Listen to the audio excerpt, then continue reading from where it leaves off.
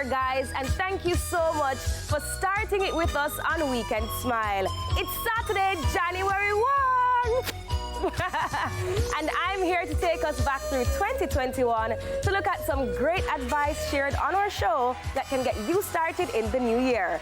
There's advice for women and their finances, reading recommendations to unlock your limitless mind, words of empowerment for young men, encouragement for self-care, ways to declutter your digital device, and how to make a simple mocktail. It's a best of Weekend Smile show on this New Year's Day 2022. So let's kick things off right now.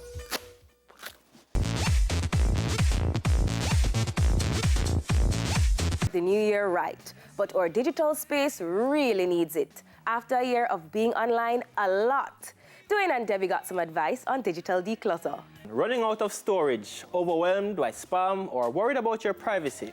Well, Kevin Clark talks us through cleaning up your digital space. Kevin, good morning.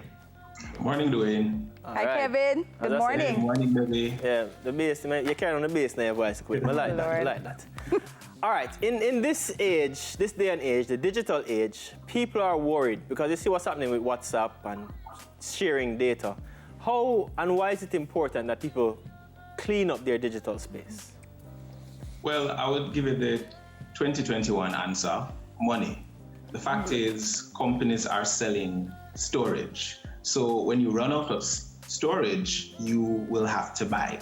So that's the simplest, most economical reason why you should keep up with it. There are a number of other reasons, but that's the most important one. If you use up all of it, you will have to pay, and the prices vary. So that's the key thing I think people should keep in mind when it comes to storage and how much they're using. Yeah, but if I'm storing all my data in a cloud or something and people can't get access to it, that's my worry. I'm sure everybody's worried about that. If I put all of my personal data into that, well, how may I manage that? Yes, and that's a reasonable fear to have because you really don't know how the cloud is being secured. And we have seen recent history where companies that are taking people's data on trial basis of security software. So there's a lot of stuff that is going on that you don't know. So I think it's something that you must be concerned about. So one of the better ways to not have to worry about what's in the cloud is sometimes limiting what you put there and store some things somewhere physically instead of having it all in the cloud.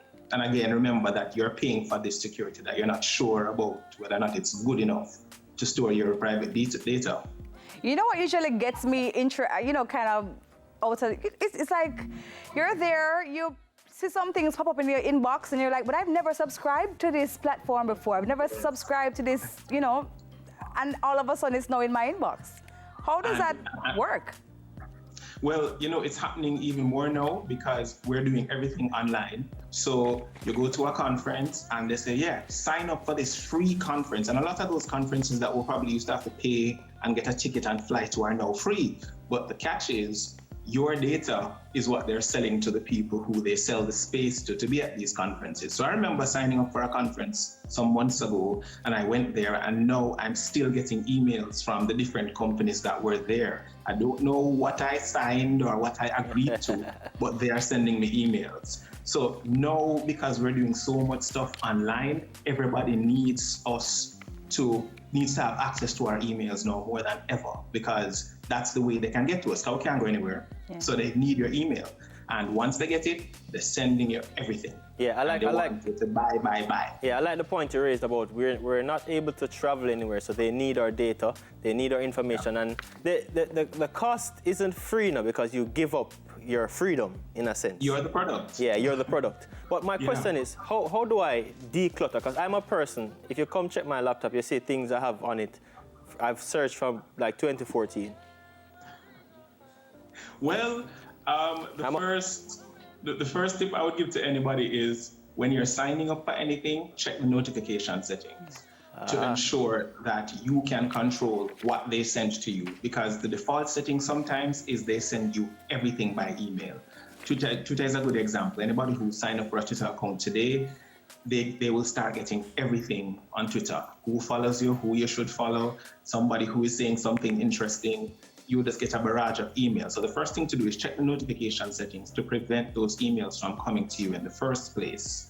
And once you've done that, the next thing I would tell people to do is check their own subscriptions, stuff that they have deliberately subscribed to, and kind of get an idea of what these emails are and are they important to you? Because you might have signed up for a nice magazine 2 years ago, you're no longer interested in it, but you're still getting the emails. Do a check every year and see if it's adding value to your life and get rid of them. Because a lot of that happens. And people, instead of dealing with it, they just completely ignore it and it just builds up and it builds up. So those are two things I think people should do. Check the notifications so you prevent the emails first and then unsubscribe from the ones that they don't want. Yeah, I don't know how your machine manages, because mine would have been crying out a long time to delete things. Kevin, has this ever happened to you before, though, where you're looking at something, maybe you searched for it online, and then when you go on a social media platform, it pops up as a promotion or something. So, and sometimes you even just think about it, you think about it, and it's just there, like they're reading your minds. Yes, Amazon does this to me a lot. And just by searching for something on Google and you come across an ad for it immediately. Or again, I hear the thing about people saying they thought about it and they saw it, but you did something parallel to it to tick off the machine. You may have said something on your phone. The guy's listening. So there are all of these things that happen, and this happens because it's supposed to prompt you to make purchases. So it's not something that is supposed to just be, tracking you, but there's a purpose to it. You're supposed to buy. So you see that shirt and you keep seeing it, and then after a while you're going to search for it. And even if you don't buy that shirt, you buy one that is your size and your color, but it was caused by that email or by that ad that you saw. So that's why it's so good to get rid of some of these subscription emails and spam emails, because they also have trackers in them. And even what you click on in that email will determine what's the next ad that you see. So it's all connected. Kevin, you just said them all listen. That's all. You said a lot of things, but that's the only thing I heard that kind of stood out. Yeah, man. When you said that they're listening, what does that mean? Well, and in the world where people now have digital personal assistants in everything that they do, right? The assistants themselves there is a limit where they are listening because they have to hear your command. I mean, you tell Google to wake up and you say, hey, Google, okay, but it would have had to be listening to have heard you say, hey, Google, to start. So there is something there. We know, unfortunately, have to trust these companies to know or trust them and believe that they are not listening to what they're not supposed to.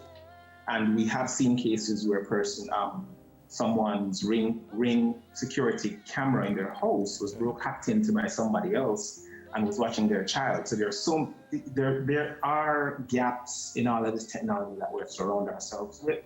And we just have to be as mindful as possible. Google has a notification thing where it can actually tell you when to pay your bills. So I had to turn it off because it kept beeping me out. So weeks after I paid the bill, I'm getting something from Google saying, oh, your bill needs to be paid. And I was more offended than shocked because I'm saying I paid that weeks ago. So why did you tell me this? So they're reading, the AI is reading everything. They are checking your emails. They are trying to tell you that this is spam and this is not, but I don't trust it. So for example, one of the tips I have too is to get rid of the categories that Gmail creates and says spam and social or whatever. I got rid of them because apart from the fact that it's giving you more work, dividing your inbox into 4 separate inboxes, it's also having to check and determine whether this is valuable to you or not, right? And I know people who unfortunately have lost job offers because they have their job offers came in and was designated to spam, and they never checked it. So I don't depend on AIs to determine what should be important to me. I let it go to spam and I check the spam every time, because you never know what they might decide is bad for you. Very and true. Send it there, and you don't get access. Yeah, but there are some times when I've been very, very grateful for the spam, because some messages that come to me about me have family in this region that need help. I need me to send money, go give them. Money. Or me, you understand? Yeah, for the most part, it works. But there's those things that slip through sometimes, they're being extra cautious. It slips through. And no matter how much time it takes some people to spam, their email still goes there. But I don't know what the AI get up and say, you know what, everything to spam today. I don't know. It got up in a mood. I spam and say, delete everything. I have to look. You never know what slips through. Yeah, the AI get up in a mood one day, say, you know what, I can't do this, just everything. Exactly. Awesome. Thank you so much, Kevin. Thank you very much for all of that. Guys, Kevin Clark. Kevin, give them your social media handle, please, so that they can follow you. Sure. Okay, my social media handles are Kev to the C on Twitter and Instagram, and you can also subscribe to the blog, Kevin O'Brien, KevinObryan.com. All right, thank you so much, Kevin Clark. Tackle that mess, guys, the unseen mess. That was communication and marketing specialist Kevin Clark. Best of Weekend Smile.